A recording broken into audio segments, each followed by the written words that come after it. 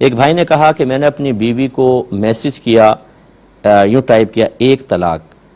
لیکن پھر میں سوچ یہ رہا تھا، میرا ارادہ یہ تھا کہ ابھی میں اس کو سینڈ نہیں کروں گا،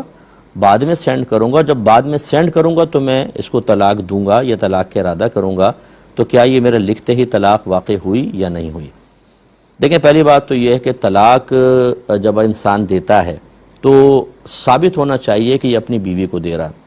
تو یا تو وہ اپنی بیوی کو اشارہ کر کے کہے کہ تجھے طلاق، یا نام جیسے شاہدہ ہے تو شاہدہ کو طلاق، یا تجھے طلاق یوں کہہ کر وہ کرے، یا میری بیوی کو طلاق، اس طرح الفاظ ہونے چاہیے۔ اور اگر ان میں سے کچھ بھی نہ ہو، جیسے یہاں کہ صرف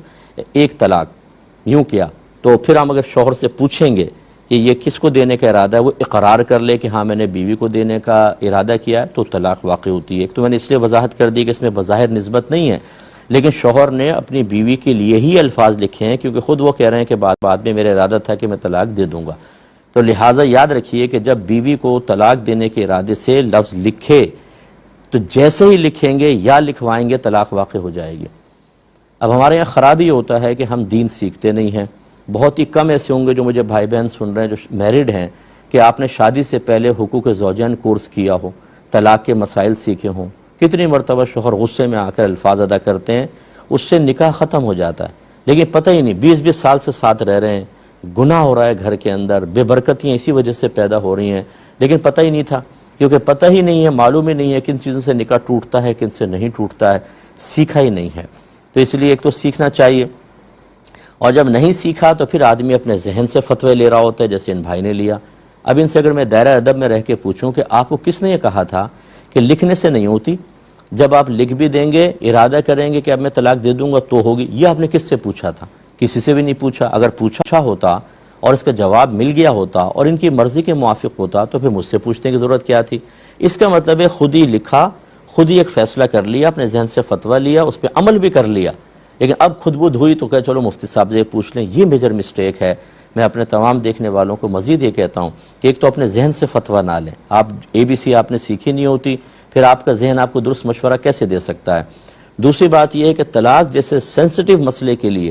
ہمارا کلپ بھی آپ سنیں نا، اس سے بھی نتیجہ نہ نکالیں جب تک کہ تصدیق نہ کر لیں، کیونکہ ہو سکتا ہے کہ ہم اگر کوئی بات سمجھا رہے ہیں وہ کسی اور مسئلے کے تحت ہو، آپ اسے اپنا مسئلہ سمجھ کر اس سے نتیجہ نکالیں، کیونکہ ذرا سی نوعیت بدلتی ہے، حکم بدل جاتا ہے، تو بھی آپ مسٹیک کریں گے۔ تیسرا یہ بھی کبھی نہ کریں کہ گوگل کے اوپر لکھ کر آپ سرچ کر لیں۔ آج کل یہ کیا معاملہ چل رہا ہے، جس پہ لکھ دیا طلاق ہوئی کہ نہیں ہوئی اور اس میں کوئی تفصیل آ گئی، وہ کوئی مفتی نہیں بیٹھا ہوا وہاں پر، یا کوئی جواب میں آپ کو کوئی مفتیان کرام نے وہاں چیزیں نہیں ڈالیں، اور اگر ڈالی بھی ہوتی تو کیا کنفرم کہ آپ کے سوال کا یہی جواب ہے؟ اس لیے خدا را جب بھی طلاق کا کوئی مسئلہ ہو، پہلی بات تو یہ کہ عملی قدم اٹھانے سے پہلے 10 بار سوچیں۔ اگر کرنا ہی چاہتے ہیں تو پہلے کسی جگہ سے مشورہ کریں، یعنی کسی مستند مفتی صاحب سے مشورہ کر کے جواب لے کر پھر عملی قدم اٹھائیں۔ تو ابھی خلاصہ کلام یہ ہے کہ بہرحال 1 طلاق واقع ہو چکی ہے۔ اب آپ کی اگر ابھی اس لکھنے کے بعد ابھی آپ کی زوجہ کے فرض کر لیں، پہلے تو یوں کر لیں کہ آپ نے طلاق لکھی ہے، طلاق ہو گئی، اگر اس سے پہلے 2 دی تھیں تو یہ تو ٹوٹل 3 ہو گئی، اب حلالہ کے بغیر کچھ نہیں ہو سکتا، اور اگر پہلے 1 دی تھی تو یہ 2 ہو جائیں گی، یا 1 بھی نہیں دی تھی تو پہلی ہوگی۔ تو اب یہ تفصیل ہوگی اگر آپ کی زوجہ مطلب حاملہ ہیں یا پھر ان کو حیض آتا ہے تو ان کے حمل ختم ہونے سے پہلے، اور اگر حیض والی ہیں تو 3 حیض سے پہلے اگر آپ یوں کہہ دیں کہ میں اپنی زوجہ سے رجوع کرتا ہوں تو یہ رجوع ہو جائے گا، اور بغیر نکاح کے آپ ساتھ رہ سکتے ہیں، یعنی نکاح ٹوٹتا نہیں ہے، اس کو طلاق رجعی کہتے ہیں، اس پہ نکاح نہیں ٹوٹتا جب تک عدت جاری ہے۔ لیکن یہ طلاق ہو گئی، اب آپ 2 طلاقوں کے مالک ہیں، اور اگر پہلے 1 دی تھی، یہ مل کے 2 ہو گئیں تو اب 1 ہی طلاق کے مالک ہیں۔ اور اگر فرض کر لیں کہ یہ آپ نے جو سوال کیا ہے اس کے بعد 3 حیض گزر گئے،